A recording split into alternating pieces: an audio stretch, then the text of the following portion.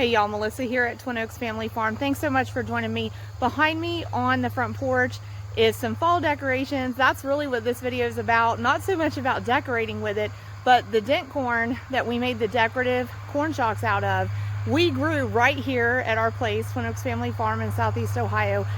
I'm so excited how it turned out. Our middle son and I, we worked on cutting the stalks down, getting them tied on the porch post, and having them on the porch for some decorative autumn display. This video that's coming up behind this introduction is just about that dent corn. It's really interesting. It's called Reid's dent corn. If you get a chance, you should look it up and ask the big G about Reid's dent corn on your cellular phone device and get some of the history on that particular corn.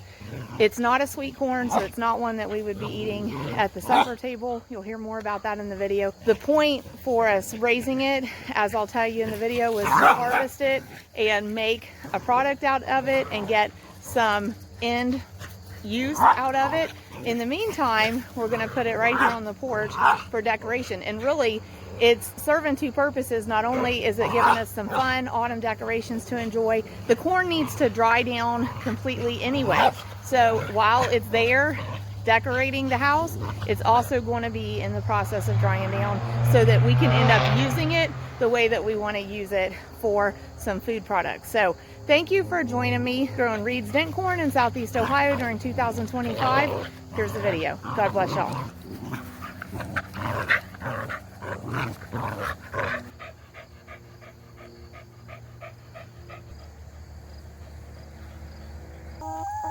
In today's video, we're going to look at my little tiny stand of corn and talk about what kind of corn it is and why I planted it and what I hope to accomplish with it. And when I said little and tiny stand of corn, I really meant it. That is it right there. There actually might just be maybe 35 corn stalks there at the most. Reid's dent corn is the variety of that corn, and we sourced it as seed from Mary's Heirloom Seeds in Ben Wheeler, Texas. We're in Southeast Ohio, and honestly, I can't even remember when we finally planted the seed. It wasn't very early. Thinking it was probably about middle of June when we planted it. This is now October 3rd, 2025. Probably about 3.5 months ago we planted that. It's beside a chicken run to a little chicken coop, and actually this entire little shed where the chicken run is split into 3 sections inside. That is a chicken house there, and then where the roof line is higher, that part of the little shed is actually split into 2, and there's basically storage in the middle of the overall length of it. And then there was another chicken coop on the far right. Cut out for the hen hatch, or the chicken door, is still there in the siding of that building, and the board stuck in that opening was the ramp that the hens could use that ramp to leave their chicken coop and come out here to this area, which was their chicken run. It really worked out great to turn it into a planting bed. The soil over here was exactly like the soil surface over there. It had been totally cleaned off of vegetation by chickens, utilizing it as a chicken run. With having had the chickens on it and them having the surface totally cleaned of vegetation and somewhat compacted, it really actually made clean canvas to start a planting bed on. So there was some compaction. It was fairly easy to deal with that, and there were no weeds to compete with there where we put in small quantities of crops. We actually had 3 rows of green beans in that little plot, as well as 3 rows of the zinnias. Moving on into 2026, the plan is to actually move all the chickens out of this little shed complex and extend the planting bed into that chicken run that's still being used as a chicken run. I loved the zinnias here, and we're still getting some growth from the zinnias, even though a lot of them have fallen over at this point, and we'll be cleaning that out pretty soon. And here's a close-up example of some of this corn. And so when you look at it there real close, see how we're getting the dent in the kernel. And so that's basically where the namesake dent corn comes from. Dent corn is harvested when it's mature and dry. So the sweet corn that we pick up at the farmer's market or the grocery store and enjoy at the cookout is more sugar, less starch, and harvested when it has high moisture content than, for example, when we would harvest dent corn. Dent corn is more or less field corn. Dent corn would be then turned into things like livestock feed, ethanol products. It can also be made into cornmeal for things like tortillas and cornbread. So that is what I want to do with our corn.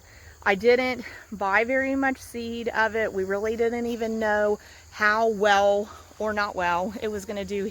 And actually, there's a lot of farming around us. So another difficulty for us here is to site a place to grow it, because corn can cross-pollinate with other corn grown in the area. So fortunately for us this year, north of our property line, the neighboring farm field was put into soybeans. South of our property line, right behind me basically on the other side of these woods, are farm fields that actually my husband and father-in-law farmed those fields.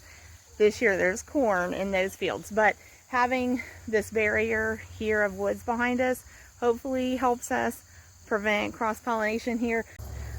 I thought I would try to show y'all actually right through the trees here. You can see the neighboring farm field beside us. It probably is hard to tell it in the camera, but on the other side of the wood line, that is all planted in corn this year. So we do have to be aware of the potential for cross-pollination. So this was one of just a few spots here on our immediate property at the household where we could put a little stand of corn and hope to avoid cross-pollination as much as possible. Reid's dent corn typically would be expected to need 90 to 110 days to start from seed and bring to harvest. So that really jives with the time frame that we've had it growing here. It's performing well. Something my husband has told me is that we are close to it being ready when the ears are hanging down from the corn stalk like these are. Some of the ears are still propped up, so those aren't nearly as to the point of being ready as these that have already drooped. So again, here you can see the dent on the corn kernel. That doesn't develop on sweet corn. That dent develops as these ears mature and dry down and the kernels get hard. But I really liked growing the Reid's dent corn. I want to do this again. I really liked growing the zinnias too. Mix of colors up here. They were so pretty. We got a lot of beautiful bouquets out of this bed of zinnias. The pollinators loved them. And I've read that they're deer resistant, so I felt like that was a good thing to have planted around some corn. So the reason I wanted to get the Reid's dent corn and plant it was to be able to harvest the corn from it and try to grind the corn kernels down into cornmeal that we can hopefully use for cornbread, or use potentially for grits, or use for tortillas. That's what I really want to do with it, is make some cornmeal to make tortillas. So I'm going to try it. You learn by doing, and then you know. So I'm really excited about this corn. Let me know in the comments if you've grown dent corn. Dent corn is different than sweet corn. Dent corn is essentially field corn. Will I try to grow Reid's dent corn again next year? Absolutely. I'm going to order at least what I ordered this year times 2. We've got a couple other places right around the home place here where I want to put it. I hope it does as well as it did this year. This was a great first experience for us with Reid's dent corn. Thanks, y'all. Appreciate you joining us. God bless you.